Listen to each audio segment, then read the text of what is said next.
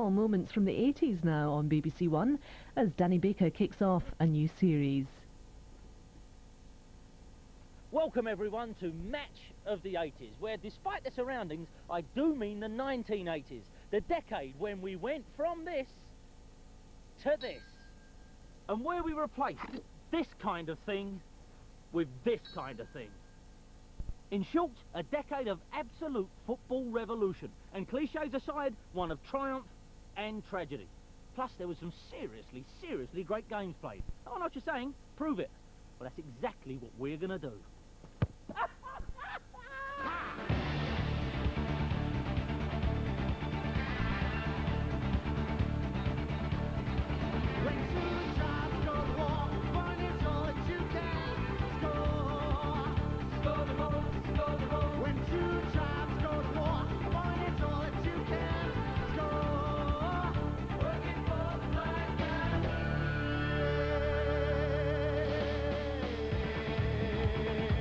In the early 1980s, English football success in Europe knew no limits.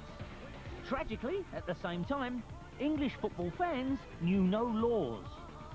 Whilst off the field the battle lines were drawn and crossed, a generation of media stars were stirring, with England captains and managers entering the ratings war. So, summer of 1980, let me bring you up to speed. Margaret Thatcher's at number 10, we have the England fans have just rioted at the European Championships, and as unemployment tops 2 million, it does seem as if the only people working on Merseyside are footballers. Liverpool had dominated the 70s with 5 championships, including the last 2 seasons. But now the champions were out to regain their European crown for England, with a spearhead of 3 Scots.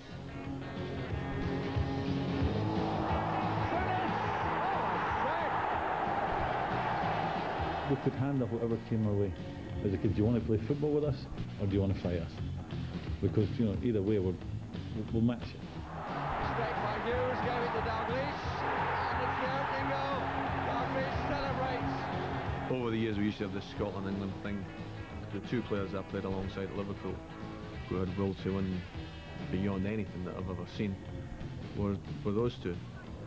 Hansen.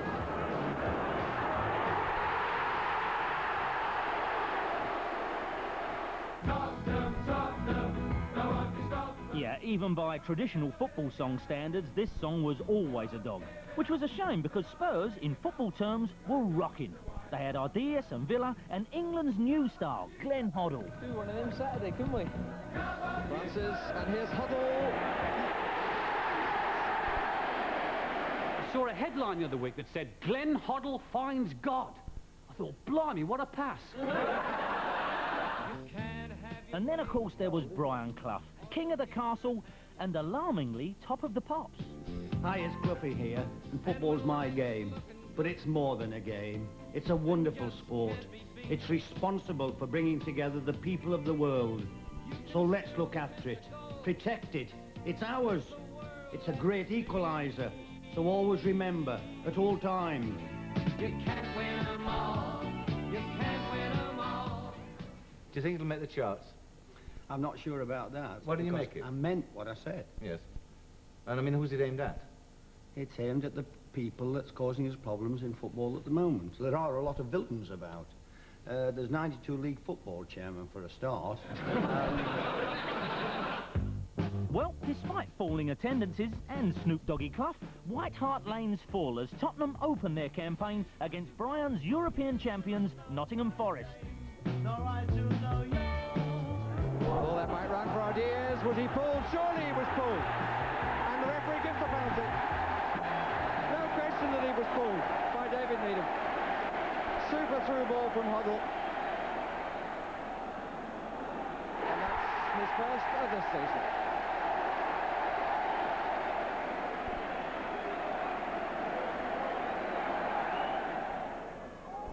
Crooks is away. Oh, that's beautiful. Oh, that's brilliant. Well, that will certainly do for starters. Meanwhile, deep in East Anglia, Ipswich Town were on the up. Future England manager Bobby Robson had gathered together a touch of Dutch and some native naturals to bolster his championship contenders. And then I would go. In other words, I would try and take them one way, bring them back, and then take them again. Whereas if you just stand still, I think he reads you a little bit. I think he knows what you're going to try and do. Ipswich take an unbeaten record to Molineux to face struggling Wolves. Just touched away by Vilazan. Now Mariner. Burley. Gates. Still in play. Brazil 1-0, and they've got in front after being in defence for most of the match. So Mariner to number 4, Tyson. He carved his way through, but he was tucked away by Mariner. Well, that was quite remarkable.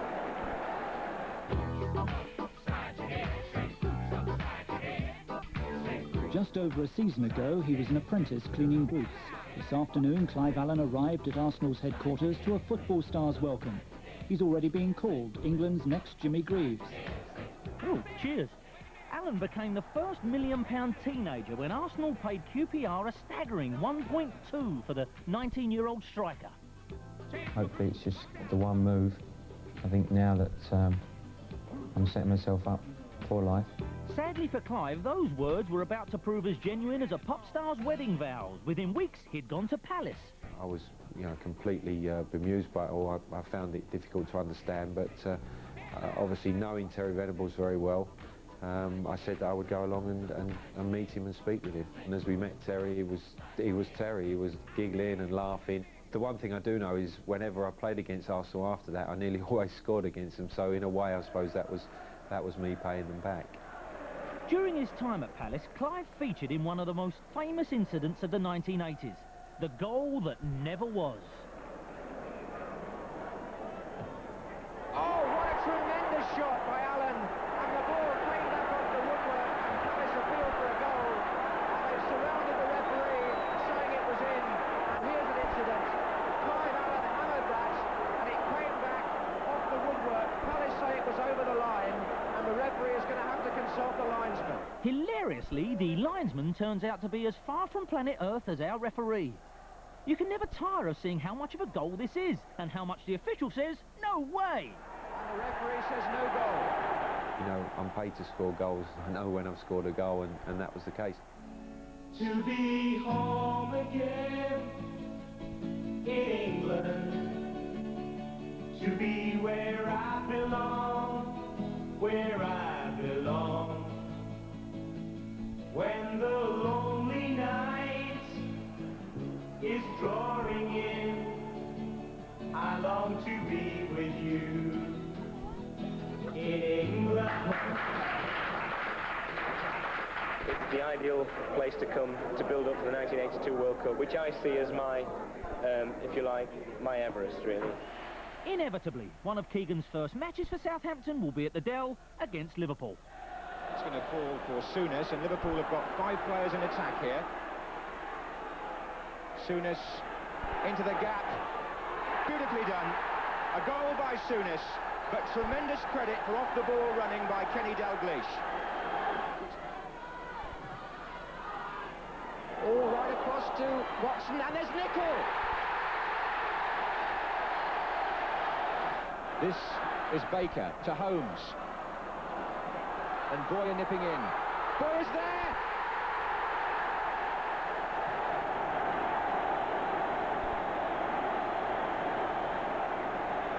Three in the centre. Fairclough.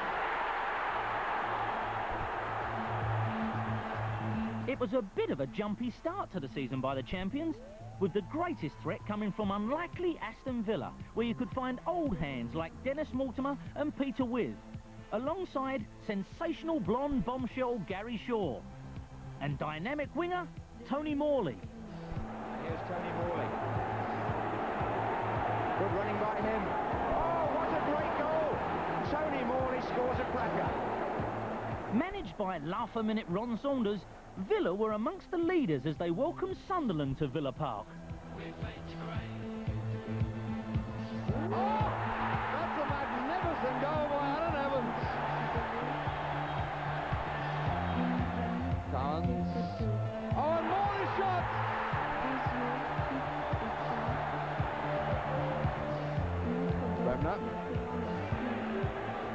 with waiting in the middle. Cowens. Oh, that was superbly done. Shaw. Oh dear, he didn't really hit it through, but it went in all right. Oh, he can... There was a rainbow over Villa Park, and all connected with the club were plainly cock-a-hoop. Well, you know, life's not just about laughing. Football is a serious business because it's your job. And it's nice to see that the players are beginning to get some of the credit that they deserve.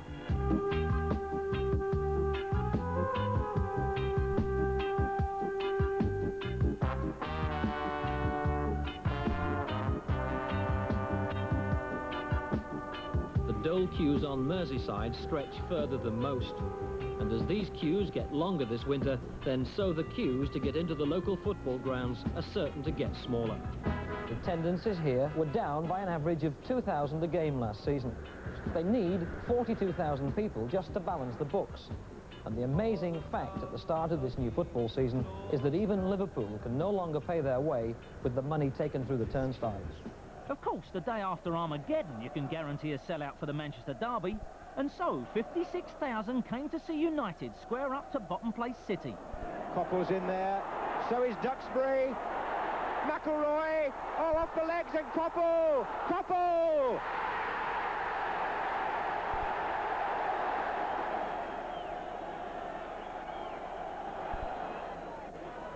Oh, right across, and in the back of the net.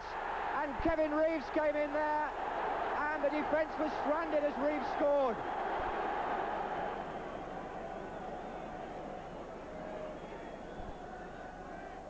Away by Booth. Arthur Albiston coming in. Oh, I say! Offside, was it? Oh, it's been given.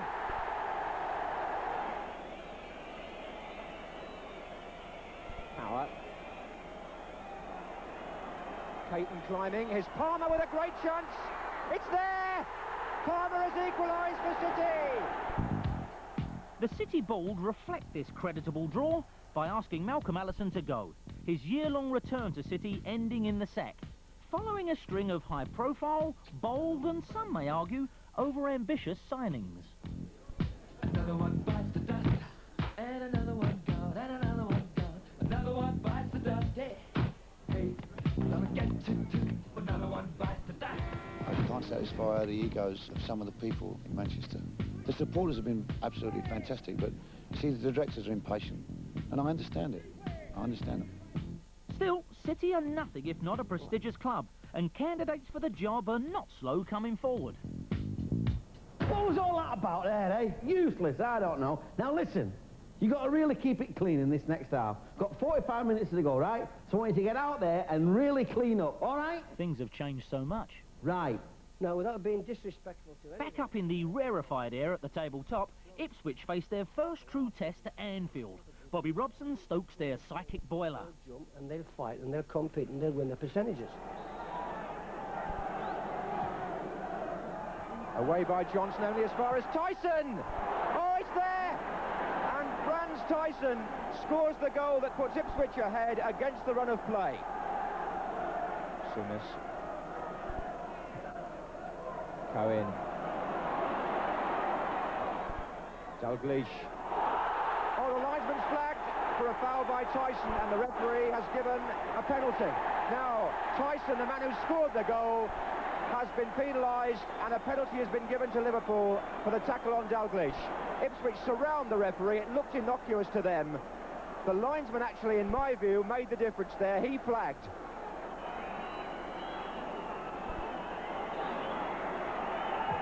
Oh, he went the right way, but it's still gone in.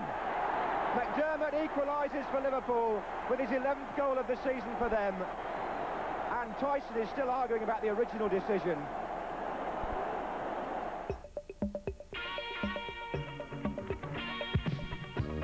For Ron Greenwood and his England team, it had been a traumatic few months as they sweated on qualification for the 1982 World Cup finals in Spain. An experienced England team led by Kevin Keegan and featuring a young and thatched Ray Wilkins had gone to the 1980 European Championships as favourites, but had been overshadowed by events as lunatics, thugs, maniacs and madmen grabbed all the summer headlines.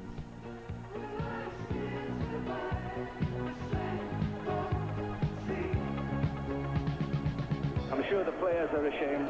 It's a disgraceful exhibition, and I'm certainly not proud to be British sitting here at the moment.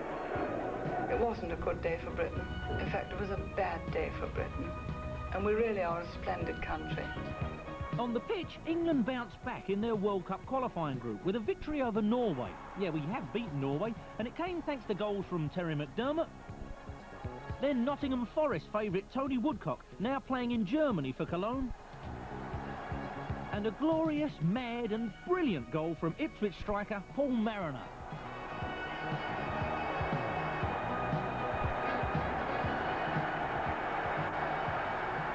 In the days when Midlands clubs peppered the old First Division like pips in a pomegranate, things get good and grudgy as Birmingham City visit Villa Park, with Forest old boy Archie Gemmill writing off Villa's championship hopes.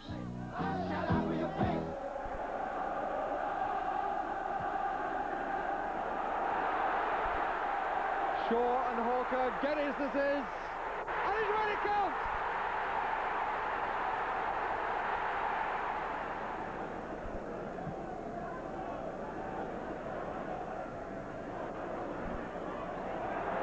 And suddenly, oh, and finally Shaw puts it in.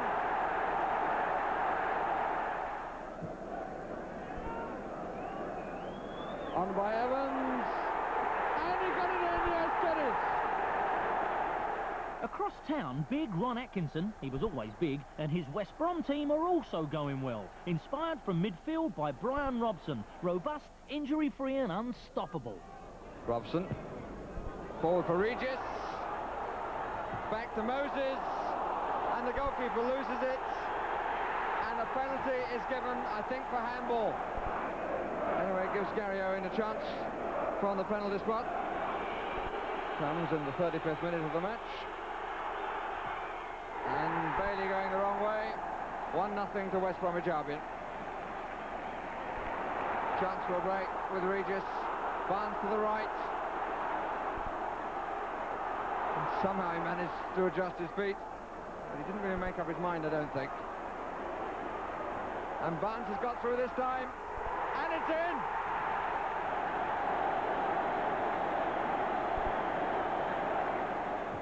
Macari. And here's Barnes again. And Regis! Lovely cross. West Brom's confidence was sky high, as reflected in their almost Sinatra-like ease in front of camera. Beautiful skin. You've got a beautiful smile. You've got style. We genuinely feel that we can be the surprise team, that we can come right through the field. I don't bet, although I think at 50 to 1 it's a good chance. 'Cause you won't stop talking, why don't you give it a rest? Despite West Brom's charge up to 5th position, the Christmas League table shows a 3-horse race for the title, with Liverpool, Villa and Ipswich opening a gap at the top.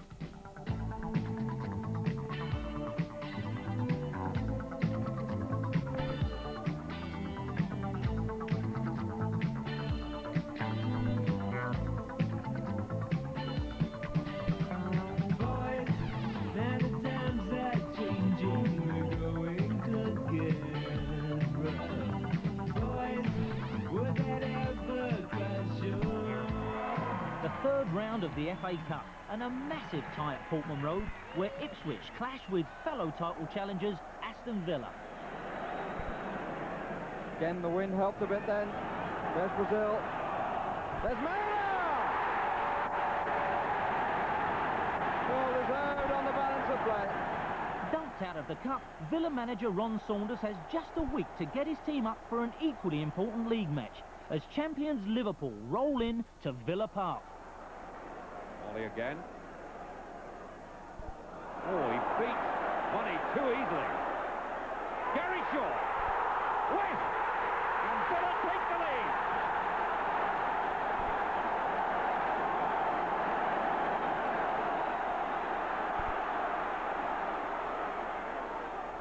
Leaving it to Shaw. On through to Mortimer, who's onside. Could this be number 2? Yes!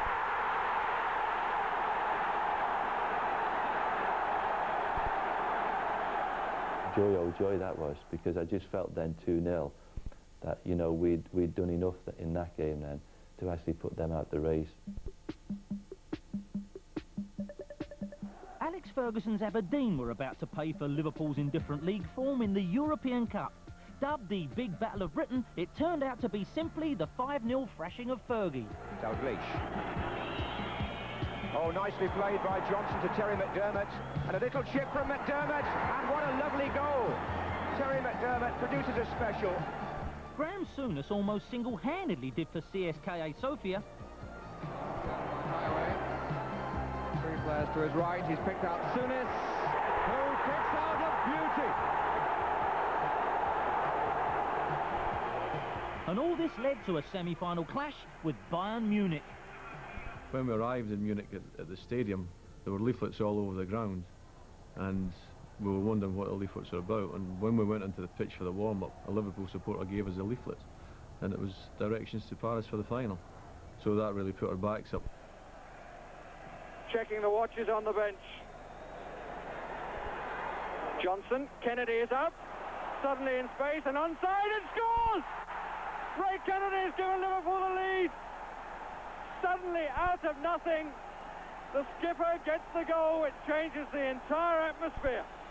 Embracing on the bench, Ray Kennedy's goal has been enough to take Liverpool through to the European final. I can remember coming off and I actually put my head inside their dressing room and shouted a few things because they were rather arrogant about the whole thing, both in the first game and up to the second game. Also still in Europe, Ipswich are successful but paying a price. As part of an exhausting treble, they're in Germany. UEFA Cup semi-final facing FC Cologne. Taken by Mills. Oh, and the header goes in, and it's there, and Butcher came in, and Ipswich here have scored the goal that may well clinch the tie, and Terry Butcher got forward there, and Cologne were left like statues. No wonder they look so pleased on the bench. Cologne need 3 now. With no cup football to worry about, Aston Villa are enjoying life at the top of the table. Here, Southampton try their luck at Villa Park. Oh, a good knock-on. Morley was onside.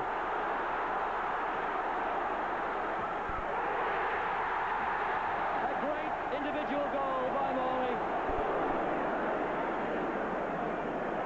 Steve Williams. And Villa now fighting for everything. This is Williams, who's put Geddes away, surely.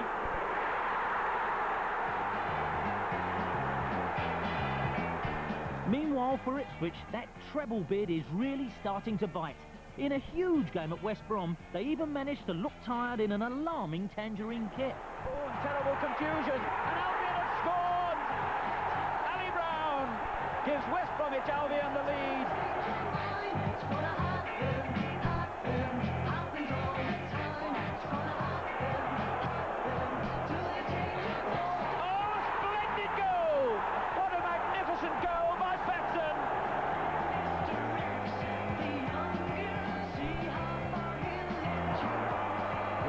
Moses and Ali Brown all in the middle here. If Barnes spots them, he's going it alone though. Oh! That's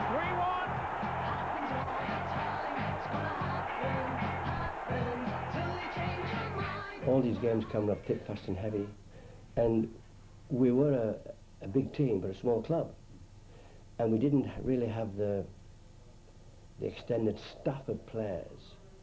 We didn't have 20 quality players to see us through all these games. At Tottenham, new signings Garth Crooks and Steve Archibald look thrilled at the prospect of joining the famous old club, as Spurs square up to Wolves in the FA Cup's semi-finals.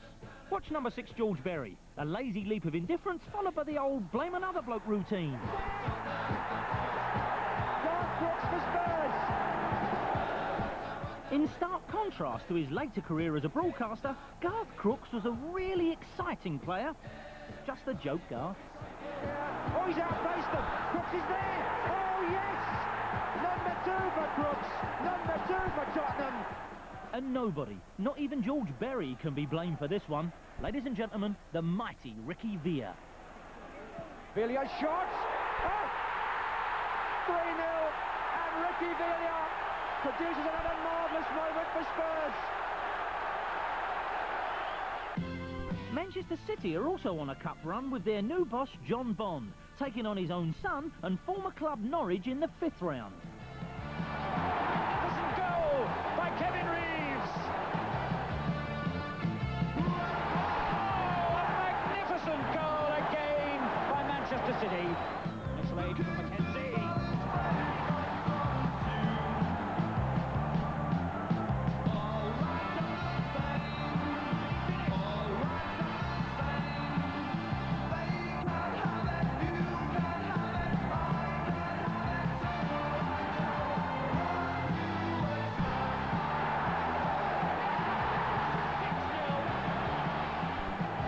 Bizarrely, after the game, John Bond, for some reason, attempted a little James Bond.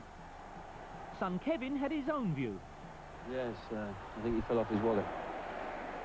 Manchester City go on to a mouth-watering semi-final at Villa Park against double chasers and hot favourites Ipswich Town. It is 0-0, and after 90 minutes, extra time is being played for the first time in an FA Cup semi-final. Power. Oh, I say, what a goal! Almost immediately, Ipswich have to return to the scene of their heartbreak for a league showdown against Aston Villa. For Ipswich to have to go back to Villa Park 3 days after their semi-final defeat was a bit like asking the body to return to the scene of the crime. But within 5 minutes of the start of what was billed as the championship decider, they were given the kiss of life. A long ball by John Walk seemed harmless enough, but Villa's Ken McNaught hesitated for an eternity and allowed Mariner to find Brazil for the opening goal. With 79 minutes gone, a second Villa error, Bremner's pass, led to Ipswich's second goal, scored beautifully by Eric Gates. That night we thought, we didn't say, I nearly said we said, but we didn't. We thought we'd won the championship. That's the way some games go. But although we've only got 4 games left and they've got 5 games left, that's a long way to go yet at this stage of the season. So it's all to play for still? I think so. Do you want to bet against us? With Ipswich in control of their own destiny, Aston Villa must win their remaining games. Middlesbrough come to Villa Park for the last home game of the season. Gary Shaw!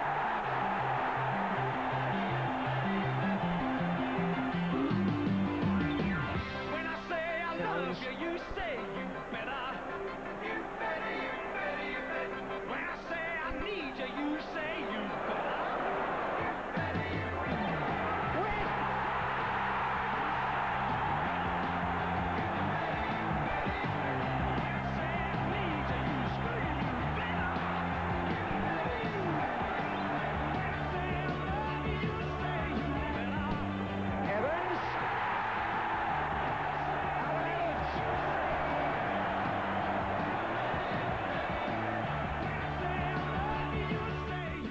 On the final Saturday of the season, the title race was incredibly still wide open. Villa needing 1 point at Arsenal, or for Ipswich to lose at Middlesbrough. So Sansom takes, on by Sunderland. John Hollins and McDermott's in there. Young. Willie Young! Jennings coming very confidently. What authority he's got. Hooked out there for McDermott to chase against Swain. And this is McDermott for Arsenal. He's got 2 to beat now. There's the first one. And he shoots in! What a fine goal by Brian McDermott!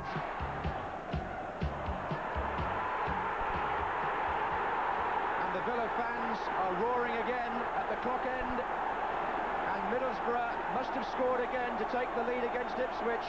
And if they have, that's the championship for Villa, even though they're 2 down here.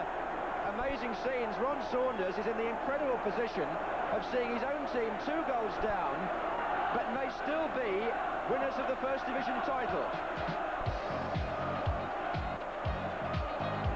Well, this is quite extraordinary if you think about it. They're celebrating, even though their own team here have done nothing to help themselves.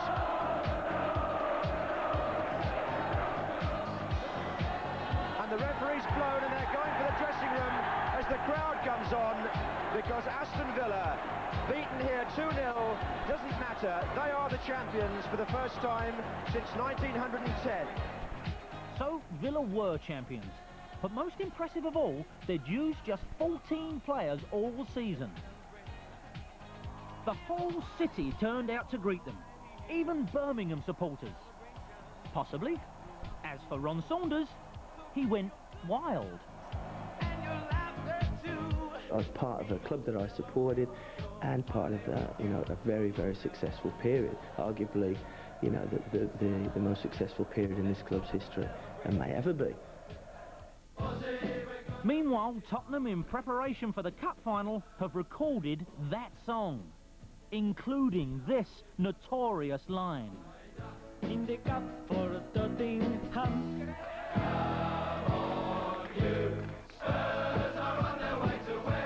Your families, the Ardiles family and the Villa family, have been listening to this interview in Argentina. I don't recognize mine.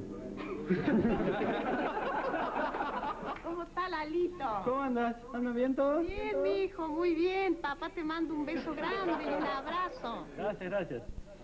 Do I gather there was a nickname at the beginning of that? Did I get that Yes, right? my name call me Lalito. Lalito? That's a new one we got. What a contrast between these two managers. Big John Bond, the amiable extrovert, who's shown a Midas touch in the last 7 months. And nearer the camera, Keith Birkinshaw, a pipe-smoking Yorkshireman, bred on a sound Barnsley diet of common sense and high integrity.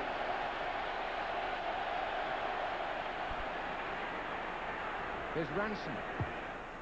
Oh, and a flying header and a brilliant goal. Tommy Hutchison on the ground, and would you believe it, a fantastic header by the oldest man playing in the final.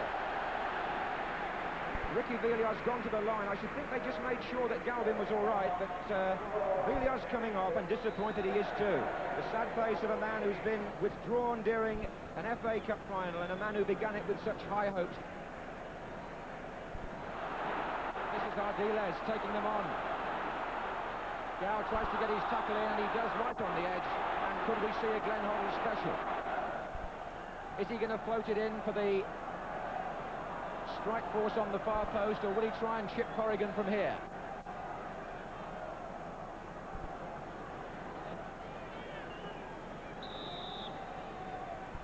And that was Hoddle. Oh, Hutchison, it's in! Tommy Hutchison has scored at both ends, if you call it an own goal. Hoddle will get the congratulations from Tottenham, but it went in on Tommy Hutchison. Oh, how cruel cup finals can be. We'd done our homework on them, and where I went, I should never have been. But when you've scored the only goal in a cup final, you tend to want to win the game on your own. So, for the first time since 1970, and only the second time in Wembley history, the FA Cup final goes to a replay. So, away goes the sad figure of Ricky Villiers, and there won't be many more poignant pictures than that from this cup final. I don't know what I was thinking at the time, but I know that I did something on impulse, which I never would normally do, and I went up to him, I said, get your head up, you'll be playing on Thursday. And he was just transformed, because he thought that he wouldn't be in that match. And of course, as soon as I said that to him, he opened up like a flower, and he was all smiles, and it was reflected in the way that he played.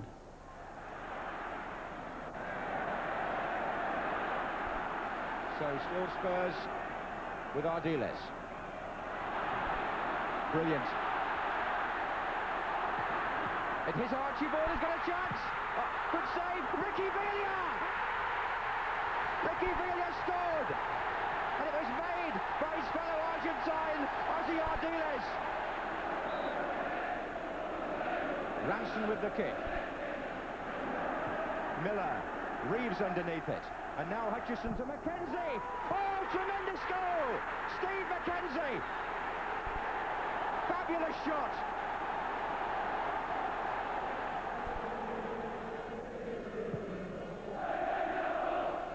On by Reeves to Bennett. Paul Miller trying to check Bennett. Down goes Bennett. Penalty! Penalty! Keith Hackett had no doubts. David Bennett has won a penalty for City. And a penalty has never been missed in an FA Cup final at Wembley. The last one was 1962 for Spurs. And here comes Reeves, and it's there. Kevin Reeves keeps up the record.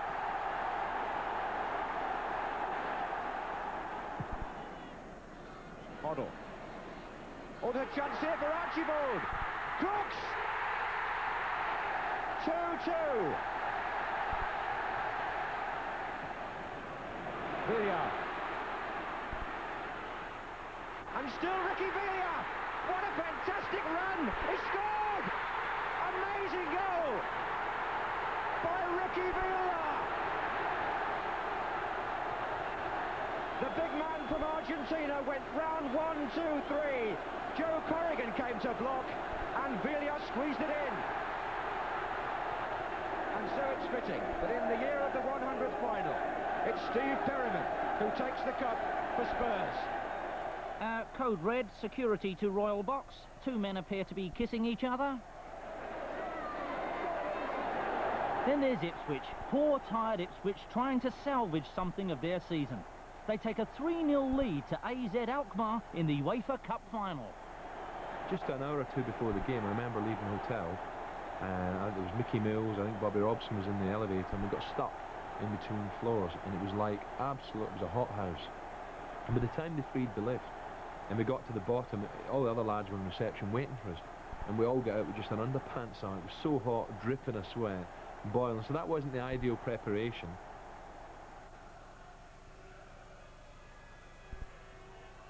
Away by Arndt. Tyson! Oh, what a start for Ipswich! They scored! And the Dutchman, Frans Tyson, puts Ipswich in a tremendous position here. Mariners flicking it on. Johnny Walk's in there! Johnny Walk! John Walk equals Al Cafini's record of 14 goals in Europe. We knew we'd let ourselves down in the league and the FA Cup, so we knew we had to get something. It would have been injustice if we didn't win anything. They chased 3 trophies, they missed out on 2, but they finished up with 1. The first European trophy in the club's history. The European Cup is to be decided at the park. Guys that scored the winning goal ran off behind the goal. All the Liverpool fans are there. They're all trying to get on the pitch, like, you know, and after it was, yes, won the European. You know, I'm no nostalgia freak, but can it really be that long ago when the whole of Europe quaked at the prospect of facing an English side on the pitch? How can we get it back in this day and age? How can we guarantee British success in Europe? Well, there's one way. It's an old idea, but, you know, it might just work. Hello, I wonder if I could have a word with you a second. I just...